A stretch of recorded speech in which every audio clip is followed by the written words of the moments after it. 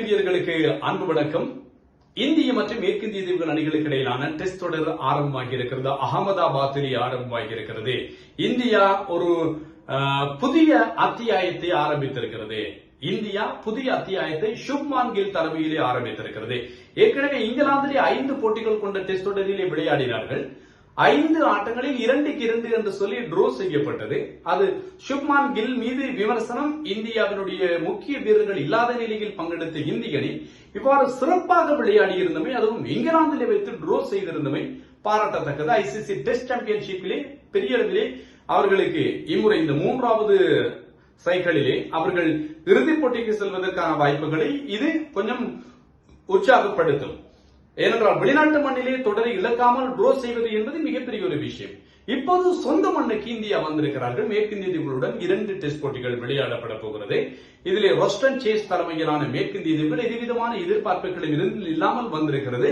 ரொஸ்டன் chase சொல்லி இருக்கிறார், நாங்கள் லூசர், நாங்கள் போட்டியை தோற்பதற்காகத்தான் வந்திருக்கிறோம் என்று சொல்லித்தான் நீங்கள் நினைக்கிறீர்கள். நாங்கள் எதுவிதமான பயமும் இல்லாமல் இந்த போட்டிகளை ஆடப்போகிறோம், ஆகவே வெற்றிகளை பெறுவதற்கு முயற்சிப்போம் என்று சொல்லி அவர் சொல்லியிருக்கிறார்.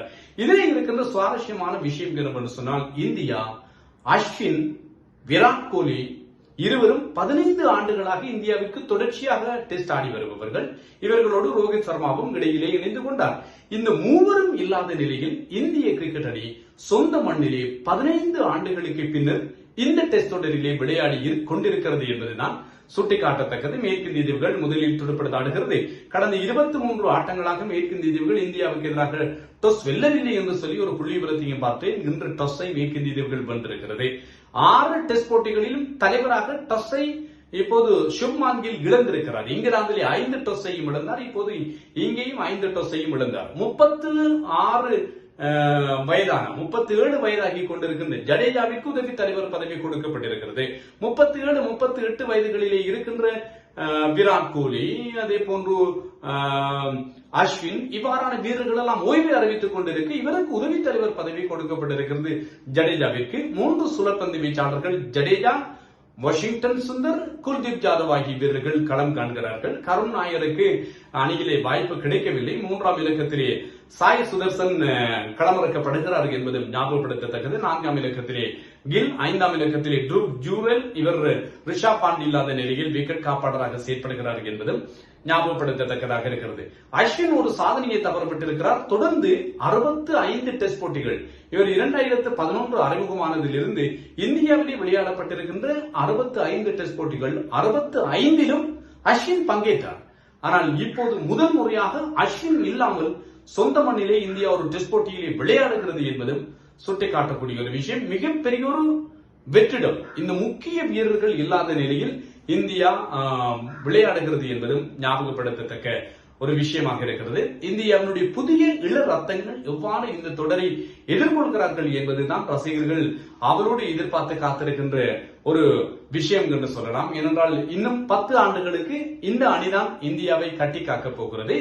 ஆகவே இந்த அணி எப்படியான அணியாக செயற்படும் என்பதை அறிந்து கொள்வதற்காக ரசிகர்கள் எதிர்பார்ப்புகளோடு இருப்பார்கள். நாங்களும் காத்திருக்கலாம் என்ன நடக்கும் என்று சொல்லி. ட்ரீம் 11 அவர்களுடைய ஜெர்சியிலே நீங்கள் பார்த்தீர்கள் என்று சொன்னால் ஸ்பான்சர்ஸாக, அவர்களுடைய டைட்டில் ஸ்பான்சராக, ஜெர்சியிலே முக்கியமான ஸ்பான்சராக ட்ரீம் 11 இருந்தது. இப்போது அப்பல்லோ டயர்ஸ் என்று சொல்லப்படுகின்ற நிறுவனம் அந்த ஒப்பந்தத்தை தனதாக்கி இருக்கிறது. ஆகவே புதிய ஜெர்சியோடு அப்பல்லோ டயர்ஸ் சின்னம் பொறிக்கப்பட்ட சீருடையோடு இந்தியா இந்த போட்டியிலே களம் கண்டிருக்கிறது என்பதும் கவனிக்கத்தக்கதாக இருக்கிறது. இப்படி பல சுவாரஸ்யங்களோடு இடம்பெறுகின்ற இந்த டெஸ்ட் தொடர் 5 நாட்களுக்கு வருகின்ற 5 நாட்களுக்கு இருக்கிறது. சில வழிகளில் 3 நாட்களில் போட்டி முடிந்தாலும் வேறு கதை. ஆனால் அது தொடர்பான விவரங்களையும் உங்களுக்கு இந்த வரப்போகின்ற காணொலிகளிலே கொண்டு வந்து சேர்ப்பதற்கு நாங்கள் காத்திருக்கின்றோம். இதோடு சேர்த்து இந்திய மற்றும் ஆஸ்திரேலிய ஏ அணிகளுக்கு இடையிலான போட்டியில் இந்திய அணி 171 ஓட்டங்கள் வித்தியாசத்திலே நேற்று வெற்றி பெற்றிருக்கிறது. மிகச் சிறப்பான ஒரு வெற்றி. பஞ்சாப் கிங்ஸுக்காக ஆரம்ப துடுப்பாட்ட வீரர்களாக விளையாடி வருகின்ற இருவரும் மிகச் சிறப்பாக விளையாடி இருக்கிறார்கள் என்பதும் குறிப்பிடத்தக்கது. ஆர்யா சதமடித்திருந்தார். அதே போன்று பிரத்சிம்ரன் சிங் அரைச்சதம் அடித்திருந்தார். அணியினுடைய தலைவராக விளையாடிய ஸ்ரேயா ஐயரும் சதமடித்திருந்தார். 416 ஓட்டங்களை இந்தியா குவித்து ஒரு இமாலய வெற்றியை ஆஸ்திரேலிய ஏ அணிக்கு எதிராக நேற்றைய நாளிலே பெற்றிருக்கிறது என்பதும் ஞாபகப்படுத்தத்தக்கது. இது தொடர்பான விவரங்களோடு அவ்வப்போது அடுத்தடுத்த காணொளிகளில் சந்தித்து பேசலாம். நன்றி, வணக்கம்.